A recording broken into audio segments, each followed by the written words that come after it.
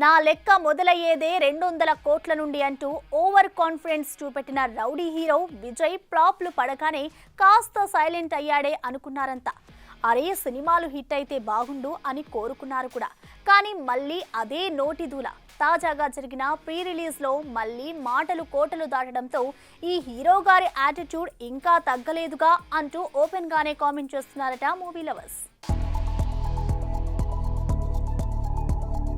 ఎక్కడ నెగ్గాలో కాదు ఎక్కడ తగ్గాలో తెలిసినోడు గొప్పోడు అంటూ సక్సెస్ లో మెయింటైన్ చేసే సైలెన్స్ ఎంతటి రిజల్ట్ ఇస్తుందో కళ్ళకి కట్టినట్టు చెప్పాడు త్రివిక్రమ్. కానీ వరుస 2 హిట్స్ పడగానే నన్ను మించిన వాడే లేడు అన్నట్టుగా చెలరేగిపోయాడు విజయ్. ఇక లైగర్ సినిమా అయితే మినిమం 200 కోట్ల నుండి లెక్క స్టార్ట్ అవుతుందని ఓవర్ కాన్ఫిడెన్స్ కి పోయాడు. సినిమా రిజల్ట్ ఏమైందో మనం చూసాం.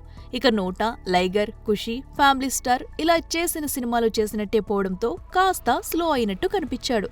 ఎలాంటి వాడివి ఎలా అయిపోయావు గురు అంటూ సింపతి కూడా బాగా వర్కౌట్ అయ్యేలా కనిపించింది. పైపెచ్చు నాకు హిట్ కావాలి, స్టోరీని రిజెక్ట్ చేసే సత్తా లేదు అంటూ కామెంట్స్ వదలడంతో కింగ్డమ్ సినిమా సాలిడ్ కలెక్షన్ కొడితే బాగుండు అంటూ ఆశపడ్డాడు సగటు ఫిల్మీ ఫ్యాన్. కానీ తాజాగా జరిగిన ప్రీ రిలీజ్ ఈవెంట్ లో మళ్లీ మైక్కి పనిపెట్టాడు ఈ రౌడీ.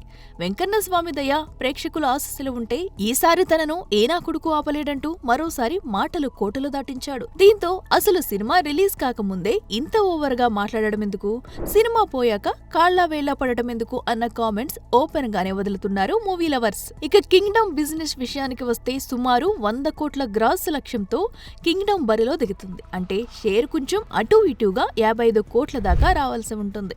బ్రేక్ ఈవెన్ కావాలంటే బ్లాక్ బస్టర్ ఖచ్చితంగా కొట్టాల్సి ఉంది. మరి విజయ్ ఈ రేంజ్ లో ఇచ్చిన పెర్ఫార్మెన్స్ కి టికెట్స్ ఎలా తెగుతాయో చూడాల్సిందే. For more videos like this, subscribe Big TV channel.